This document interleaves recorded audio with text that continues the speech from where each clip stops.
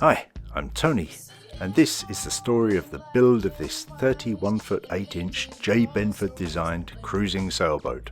From the lofting of the lines to her emerging from the boat shed to receive her keel, masts and all the other paraphernalia that make up a cruising vessel. Join us on this adventure as we build Tapatya and hopefully set off to test her out as a liveaboard cruising vessel.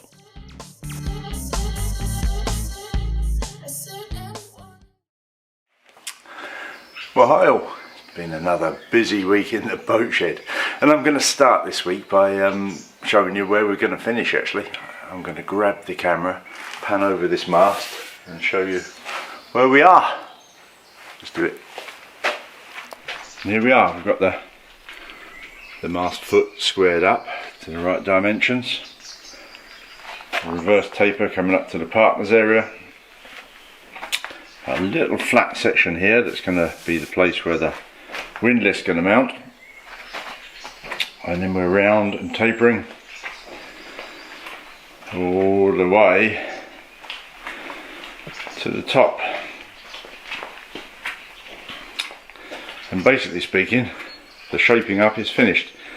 I have ordered a piece of piping for the masthead fitting, and I should just wait until that arrives. Should be here any day, just to make sure the top of the mast is the right diameter. But other than that, it's ready for glassing, and I'm very, very pleased. It's come out well for my first ever homemade mast. Well, that's not true. First ever big homemade mast. Pleased with that. And as you probably remember, last week I started to make it octagonal. I glued up the 4 pieces into a square. I'd cut the taper on that, and I'd started to cut that into an octagonal shape. And that was largely done with some tools. I showed you the 3-meter long straight edge level last time, which I used to make sure it was running nice and true, straight along its length. There was sliding bevel set at 45 degrees to check, because octagon corners are 45 degrees, check you've got the corners at the right angle, obviously. And a pair of calipers, and anywhere along its length, obviously all 6 sides, all 3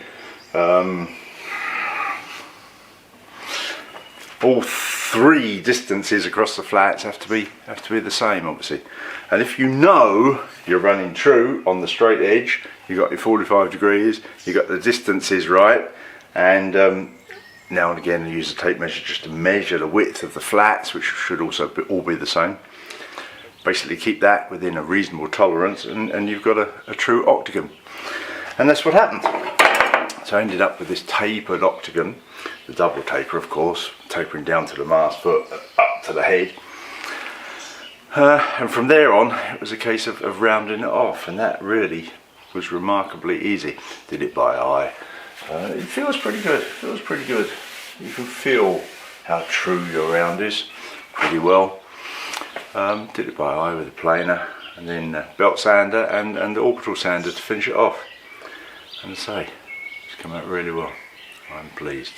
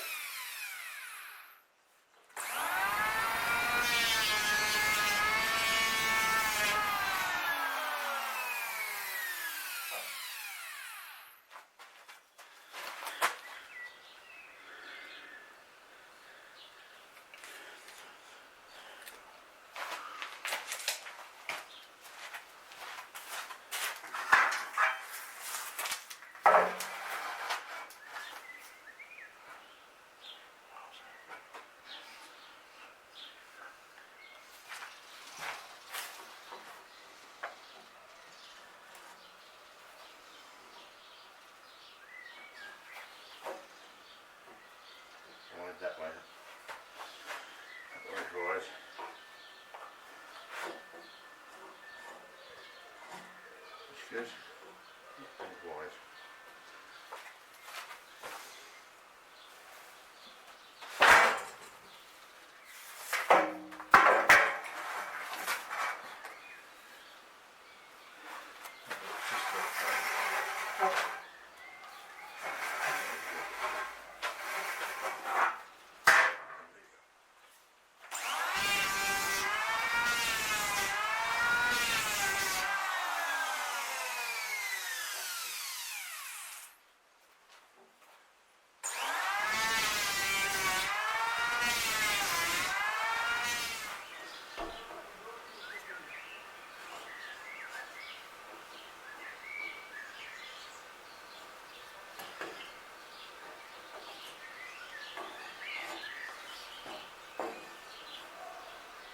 A little bit long across there, aren't we? On that one.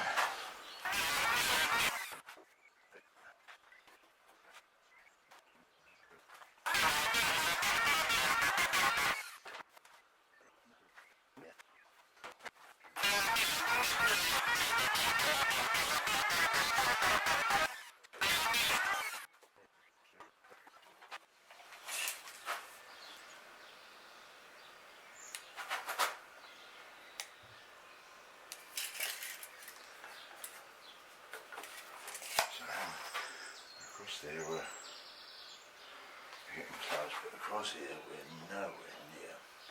Miles too big across there.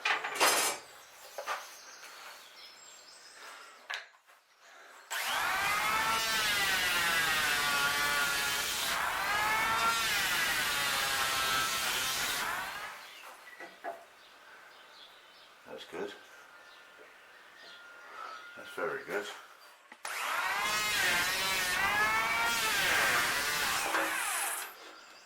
That really isn't looking bad at all. It's something like that, isn't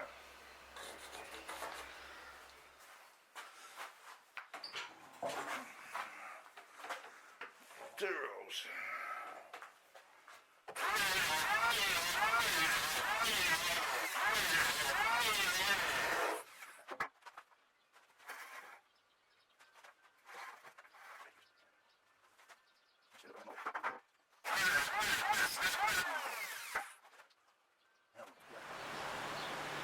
And there we are, it's now a true Octagon for its whole length.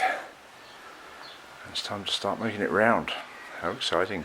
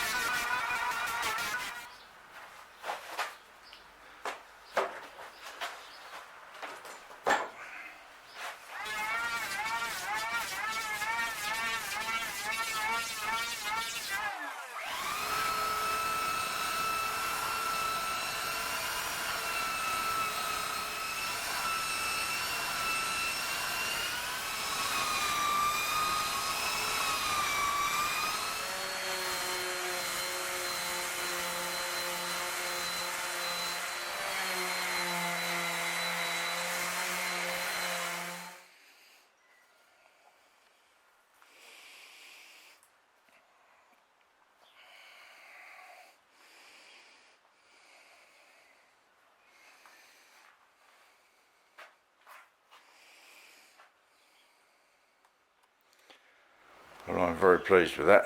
It's just got the bottom to round up and shape, and the top section is done really. Well, in terms of shaping, it's done. Marvellous.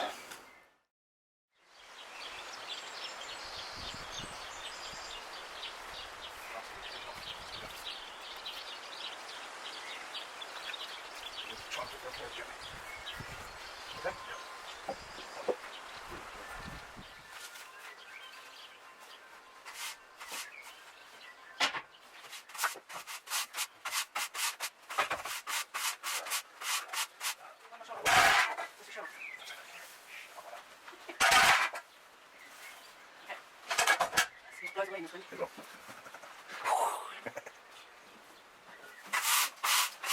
it there. Stop dripping, Terry.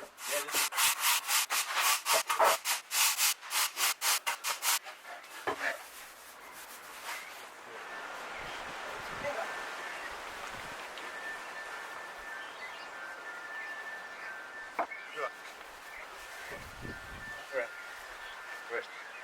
Good.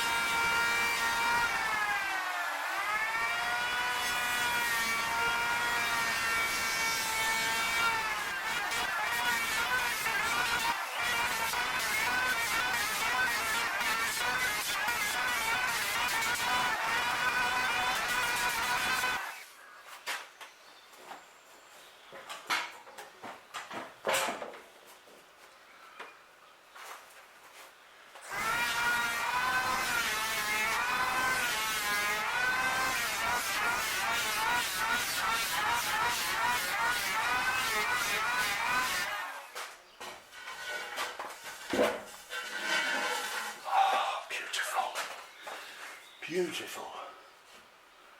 It's perfect. Perfect. That is the leftover part of the partner's tube, positioned at the partner's position. And here is my round mast all the way along.